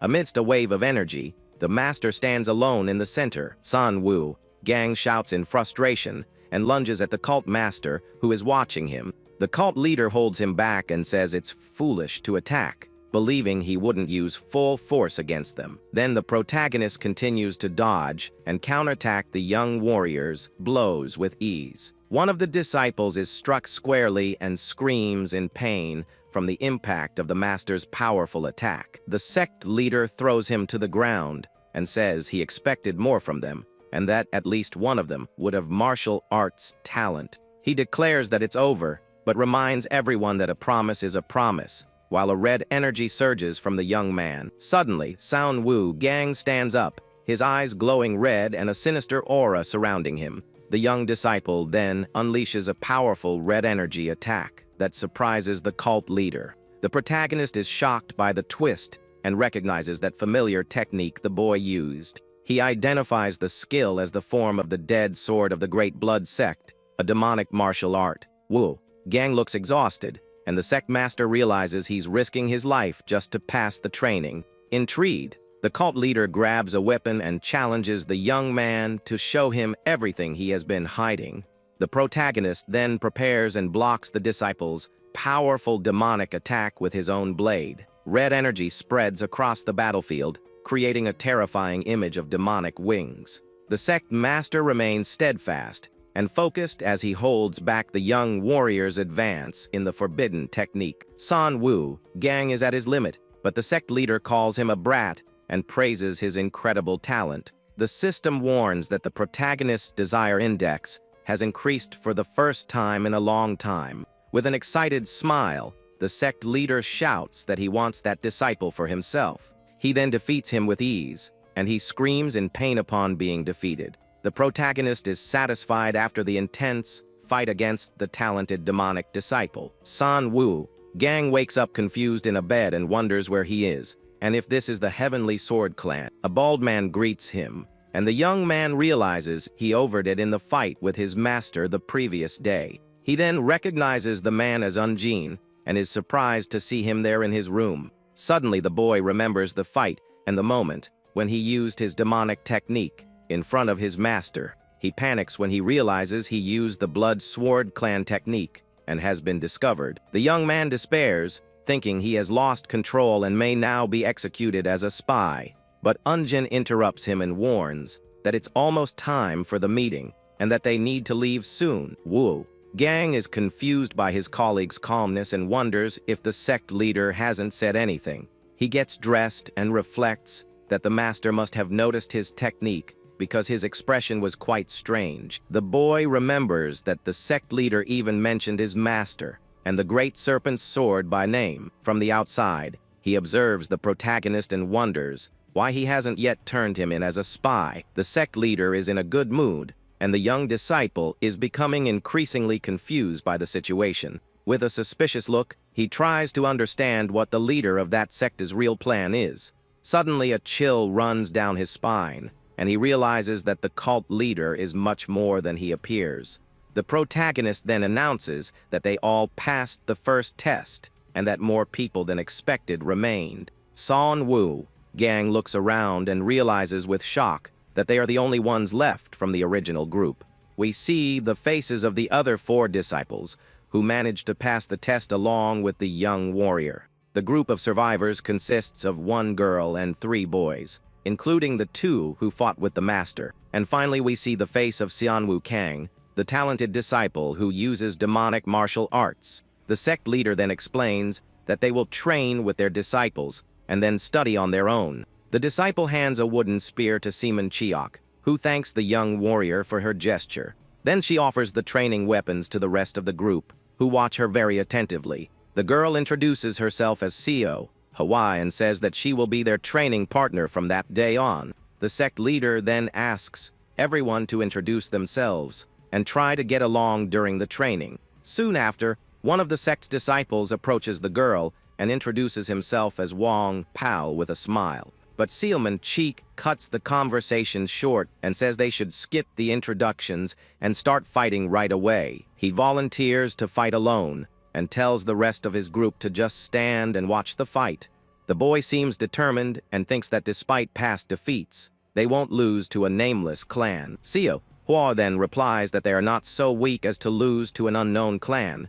With that, Seaman Chuck advances quickly and promises that he will end the fight as soon as possible. The young disciple, however, manages to block the boy's attack with her own wooden spear. The warrior then spins his weapon, creating a powerful circular motion, and shouts that the fight is not over yet. The 2 continue exchanging blows, and the clash of their wooden spears creates sparks in the training yard. He prepares one last, powerful downward strike, ready to finish the fight once and for all. With a determined look, the boy declares that this is the end of the fight and that he will emerge victorious. But to her surprise, the girl's spear glows with a blue energy, and she easily stops her attack. The system warns that its clear mirror still water ability has been activated, and the boy is startled by the energy. With a smile, the young disciple warns that the blow will hurt a little and that he must hold on tight. Then she unleashes a powerful blast of blue energy from her spear toward her opponent. The other disciples watch in shock at the girl's power, but with a smile, the girl challenges the rest of the group to attack her all at once. Unjin rushes forward shouting her name and attacks her with a powerful punch that the girl can barely defend against. He praises her blocking stance and says she must have trained a lot to withstand the blow. The young woman is a little embarrassed by the compliment and thanks the young man for his unexpected kindness. But he warns that she won't be able to block the next blow so easily and prepares a new attack. Suddenly Wang Paul jumps in front of her and blocks the monk's attack, surprising the young disciple. At that moment, a hand grabs Wang Paul's wrist, completely stopping his movement. It is San Wukang who smiles and says that from now on he will be the opponent of Monk Unjin. The monk's arm is gripped tightly, and he seems to feel pain from the pressure of his new opponent's grip. Kang admits that they are strong and warns that from now on his group will fight with full force. Then Murian's disciples advance together in a coordinated attack against the young Wang Pao. But to their surprise, the cult group manages to block all their attacks with great ease. Kang becomes frustrated, and his demonic energy emerges as he complains about losing to a nameless clan. From afar, the sect leader observes the entire fight with a serious and thoughtful expression on his face. Suddenly, young Seo Horn notices something and seems surprised by what is happening in the fight. Wang Pao then shouts and lunges forward with a powerful punch toward one of Murian's disciples. One of Murian's disciples, named Danriyan, is shocked to witness the boy's sudden attack. He uses his weapon to make a low attack and knock down the young warrior with a single blow. Then he continues his attack with a powerful swing of his weapon, ready to finish off his opponent. The blow lands squarely, after which the other disciple and Kang shout the name of their colleague, Kyohyuk. With almost the entire group defeated, the disciple informs the last opponent that she is the only one left. Seo Hwa says the fight already seems decided and asks the young warrior if she wishes to continue the combat. Murian's girl stares at her opponent with a shocked look and says that this is impossible. She looks at her defeated companions and remembers that they were a group of 5 warriors. From a distance, the protagonist observes the scene and comments that it seems things have finally calmed down a bit. Then he reveals with a smile that young Seo Ho has only been learning martial arts for a month. All of Murian's disciples are completely shocked by the sect master's revelation. San Wukang wonders what kind of training she did to have so much inner energy at such a young age. The sect leader then explains that from now on they will research coordinated fighting techniques for 2 or more people. He goes on to say that this is especially important for them, as they have lost for 3 consecutive years. The sect leader teaches them that to achieve this, they need to believe in themselves and their companions. All the disciples thank him for the teaching, and the master concludes the first day of training by telling everyone to rest. But before leaving, the protagonist asks San Wukang to stay behind for a private conversation. The other disciples leave the training courtyard, commenting on each other's performance in the fight. The master and the young disciple are alone in the sect's courtyard under the blue sky and the bright sun. The system then activates soundproof mode so that their conversation cannot be heard by anyone. The cult leader praises the boy for his perception, and the demonic disciple is somewhat confused. With a smile, the protagonist says that they can continue the conversation they didn't finish before. Then he questions him about why the young master of the Blood Sword clan is serving as a cadet. More confident than I am, the master warns that if the guy doesn't give a good answer, something will happen. Then the protagonist threatens him, saying that he must prepare for the consequences of his actions. Floating with his energy, the master repeats the question about why a young master is there as a cadet. The young disciple panics and wonders what to do while considering the possibility of running away. But the cult leader unleashes an energy blast, demonstrating his power and leaving the boy with no way out. The master appears behind him and warns him that he has no option to escape that conversation. Then he demands an answer, and the demonic disciple shouts, asking why the master is there. The scene shifts to 5 years earlier, when a man questions the young man about breaking an opponent's arm. The master of the Blood Sword clan orders the boy to stand up while he remains kneeling on the ground. Angrily, the man shouts, asking why he didn't finish off the enemy or at least incapacitate him. He reminds him of his position and that a leader should be feared, and questions how long he will disappoint him. To prove his loyalty, the master then orders the young man to take the life of his own older sister. The The man explains that his sister is at war, and that he must infiltrate the alliance to carry out the order. He shouts that the boy's pathetic sentimentality could cost the lives of thousands of the clan's disciples. The master says that he will also order his sister to kill him and forbids him from fleeing or taking his own life. He declares that one day the boy must kill him and his sister to inherit the clan, and threatens him if he refuses the order. With no other choice and a sword at his neck, the young disciple finally agrees to obey the order. He then declares with a hatred in his eyes that he will join the alliance as a spy to carry out the terrible mission. But in his thoughts he plans only to buy time to escape from his master's sight. Back in the present, the young disciple shouts that he needs to escape and charges forward with his demonic energy. But the protagonist hits him squarely with his blue energy, and the boy screams in pain from the impact. The sect leader comments that he has decided on a frontal attack, and that he lacks the skill to assess his opponent. With that, he challenges the young man to show more of his true abilities, and the boy asks what he plans. The sect leader reminds him that he is there to train, that the fight will be easier if he uses his full power. Then the protagonist challenges him to prove his worth, and the two exchange powerful blows in the sect's courtyard. The young disciple realizes that the master is on a completely different level than the one in the entrance exam. He understands that one wrong move could cost him his life, and prepares to fight with everything he has. Using his demonic energy, the boy unleashes a powerful sword attack against the cult leader. The two clash in a duel of blades and energies, and the young disciple seems to be at his breaking point. The protagonist praises the demonic technique, but says that the boy is not suited for the arts of the dark path. Surrounded by red energy, the young warrior asks what the master means by that.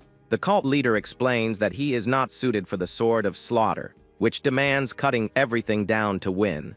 He remembers the words of his former master, who shouted that this was the black man's way. Irritated, the boy asks what the master knows about this, and the sect leader points to the hesitation in his sword.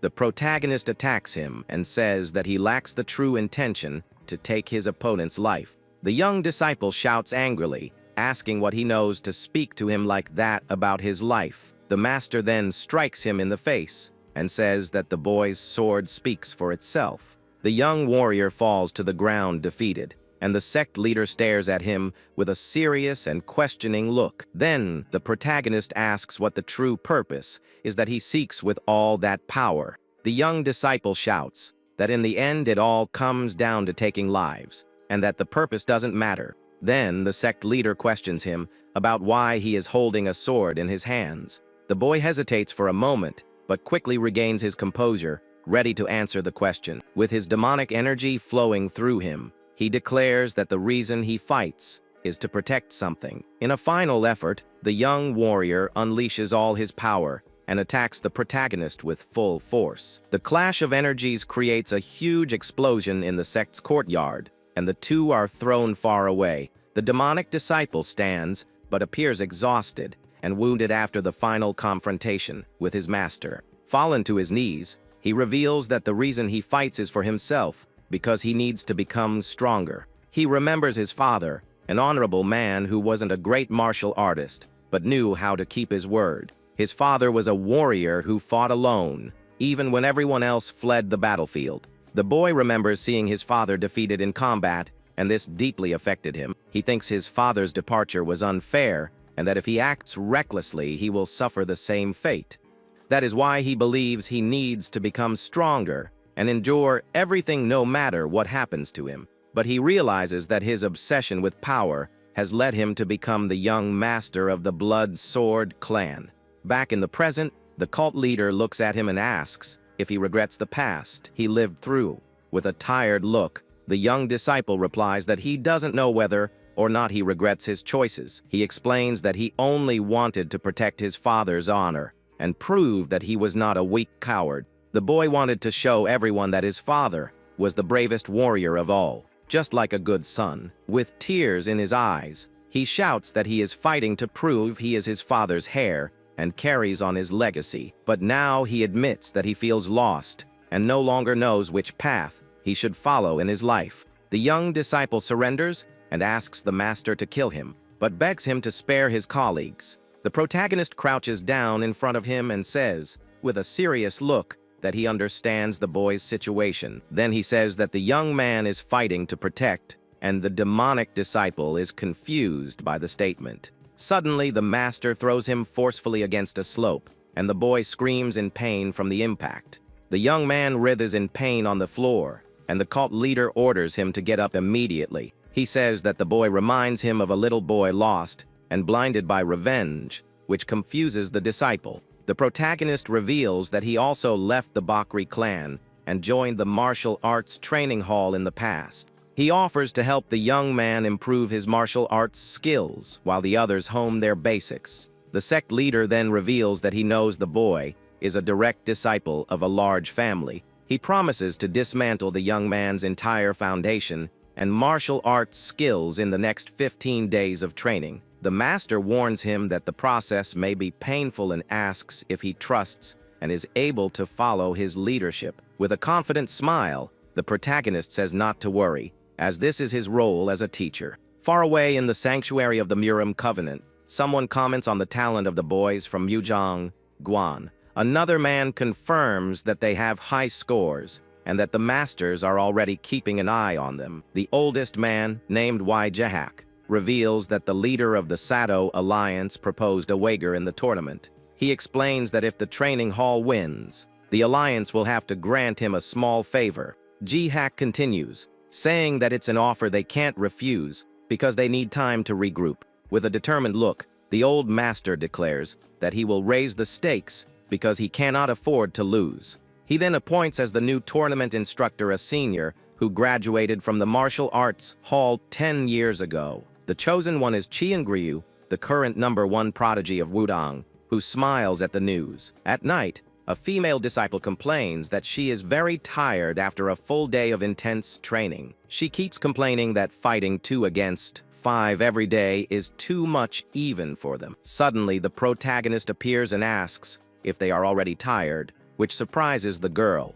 He then announces that when the training is over, they will attend the Murim Alliance tournament. The sect leader makes a proposal. If they win 8 out of 15 fights, he will give them a prize. The reward will be an exclusive weapon custom, made for each of them, which excites the disciples. Young Seo Hoa is overjoyed with the news and can't wait to get her own weapon. The other disciples also celebrate the chance to win a prize and promise to do their best. During training, one of Murion's disciples is surprised by Seo Ha's skill and questions her. The others also comment that she seems more energetic, and she says that now they have extra motivation. One of the boys then asks if the master only treats well the people he likes in the clan. Young Wang Pao laughs at the question, while San Wu Kang watches from afar, tied up and punished by his master. The protagonist calls him a fool and questions whether the order to do nothing was so difficult to follow. The boy wonders what the master means by doing nothing, while the leader attaches a talisman to him. The young man screams in pain from the shock of the talisman, which the master explains is used to trap heretics. The cult leader says the talisman will trap him if he tries to move and challenges him to free himself without using his body. Suddenly, Wang Pao confronts the master and asks if it's true that he's giving Kang special treatment. The protagonist tells him to continue training and says to show how much they have improved with motivation. He turns to his disciple and asks him to observe his companions closely and reflect. We see Murion's disciples training with those of the sect, and they seem to be in complete harmony. During the fight, a disciple thinks that his opponent is not giving him enough space to position himself and attack. Seaman Chek then uses his own body to attack, since the spear's reach was the problem. The tied-up young man is shocked to see his colleague use physical attack techniques and wonders when he learned them. He questions the movement Seo Hua made and whether it was a mistake on her part during training. The master then asks if he can see the growth of his companions, who have improved very quickly. He provokes him by saying that the boy should be afraid of falling behind when he sees the progress of others. The system reports that Seaman Chiak entered a state of spear and body as one during combat. The young man then attacks with a new technique, using his body like a spear to overcome his opponent. Desperate, the bound disciple begs to be released, for he cannot be the only one left behind. The master says that if he moves, he will never be like his colleague, because he is only imitating his former master. The cult leader shouts that he can't break his habits using only the techniques he's learned and questions him. The boy then realizes that if he cannot fix the habits of the body, he needs to fix those of the energy. The protagonist confirms this and says that while his colleagues are searching for new ways, he needs to go further and change his energy. He explains that a martial artist uses at most 70 of the 365 acupuncture points. Determined, the young disciple decides to find new acupuncture points and channel his energy into them. The system warns that your internal energy has mixed with impure energy and is flowing backward in your body. The master warns him not to rush, for if the mutant energy engulfs him, he will lose his danshin. The other disciples are startled by the extreme training and wonder what is going on there. San Wukang screams in pain as red energy emanates from his body, and his teammates become worried. Tied up, he thinks he can't give up now or go back to his horrible past. He focuses on emptying his acupuncture points and purifying impure energy to expel it from his body. The system alerts San Wukang that he has initiated the minor celestial circulation, and he screams with the effort.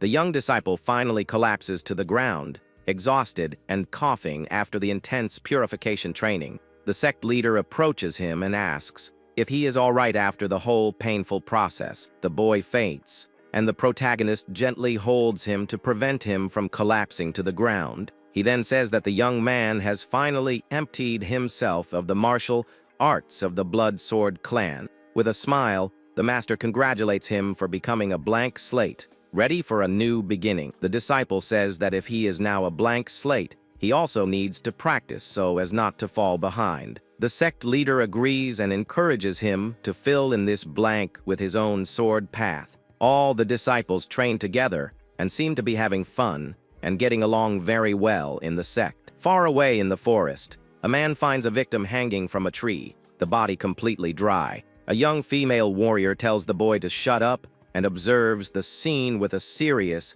and worried expression. The man notices the wound on the neck and the way the victim was hung and concludes that it is the person they were looking for. The girl crouches down and realizes that they've lost the creature's trail once again during the chase. The boy comments that there is no pattern among the victims and that it seems the creature only likes blood. He suggests that the cause of all this may be a monster with an uncontrollable thirst for blood. The man continues his analysis and says that the damage is small for such a large monster, but the lack of tracks indicates intelligence. The young warrior stands up and says that they cannot allow any more victims and that they will continue the pursuit.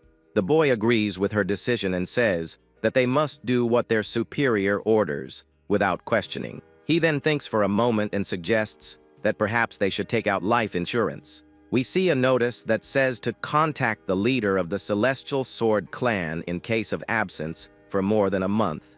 The protagonist reads the warning and senses that it will become a major inconvenience for him in the future. He meets with his disciples and congratulates them on their hard work during the last 2 weeks of training. The master says that Siowa and Wang Paul have achieved 8 victories, and that they will receive their promised weapons. He encourages them to be proud of themselves and says he expects them to do well in the second training session. The disciples look at the master expectantly as he prepares to announce the next phase of the training. With a wicked grin, the protagonist declares that the second training session will be for them to face each other. Elsewhere, a man is reading a report about missing persons cases in the Hunan region. He explains that the victims are found with their arteries severed and the blood completely drained from their bodies. The protagonist listens to the report and comments that it seems to be the work of a serial killer or a demon. The man goes on to say that the Murim Alliance sent Namgung Wu and the Taoist Chung Ha to investigate. The sect leader is relieved to hear the names and says there's nothing to worry about if it's them. He explains that the combination of the two is excellent and that they are a very strong and skilled duo. Suddenly, A dark memory of a purple demon with glowing red eyes flashes into the protagonist's mind. He thinks of the word demon and admits that it brings back terrible memories of his dark past. The man asks when he's going to tell the martial arts school, and the protagonist is surprised by something. Suddenly, a fight breaks out, and the monk Unjin is thrown forcefully against a table, breaking everything. The man shouts, asking where he thinks he's going, and the monk replies that he's not running away from anyone. The monk and another disciple begin to argue, and the protagonist merely observes. The disciple reveals that Chung Ryu, the Taiji warrior, is involved and that he is teaching at the martial arts school. The protagonist thinks Chung Ryu is a genius, and that people like that are not usually good at teaching. A man apologizes for his disciple's lack of talent, but the sect leader reassures him. With a confident smile, he reveals that during his years at the martial arts school, he never lost to Chung Ryu. The disciples are surprised, and the monk asks about the master's past, who says he was called the Dragon of the White Sword. Upon hearing the name, the monk is shocked and asks if the master is the former leader of the Celestial Squadron. The boy gets excited and declares that from that moment on, he will follow the sect leader without question. The master says that they did well in the last month, and that they followed his teachings better than expected.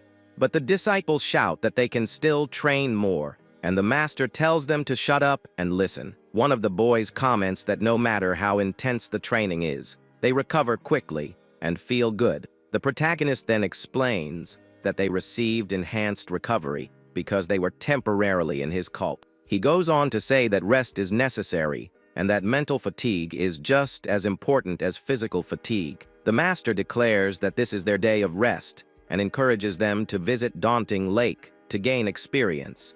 He warns them that if they cause trouble out there, they will come crawling back to the Murim Alliance. The disciples assure them that they will remember the warning and leave excitedly for their well-deserved day off.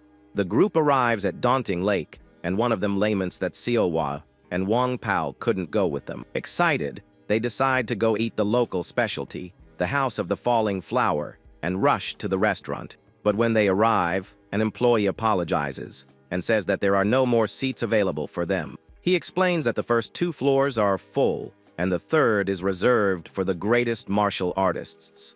One of the young men starts complaining about the price, but is stopped by his colleagues before causing a scene. Suddenly, a woman wearing a straw hat approaches and offers to pay. She says she only has one condition and asks them to tell her everything about Bakley Woon. The woman removes her hat, revealing her face, and asks if they accept her proposal.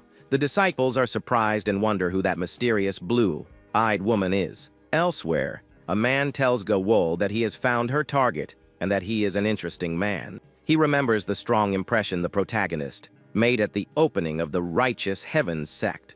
The woman says she also wanted to make a good impression and planned to open a store to gain a reputation. She explains that since the master of the Yellow Dragon Hall mentioned him, she didn't send him a letter. But to her surprise, she never heard from him and wondered how that was possible. Back at the restaurant, she eats with the disciples, and one of them comments that he thought she was a spy.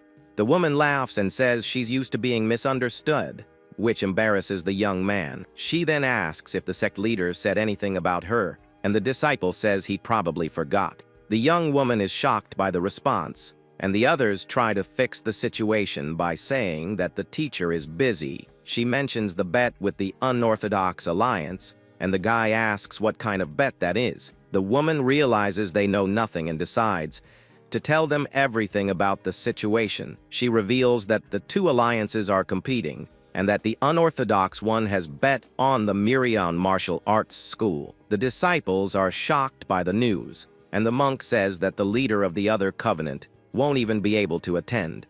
The young woman explains that if they lose, they will suspend all attacks and expansions for an entire year. She goes on to say that if they win, the Murim Alliance will have to do a small favor for their leader.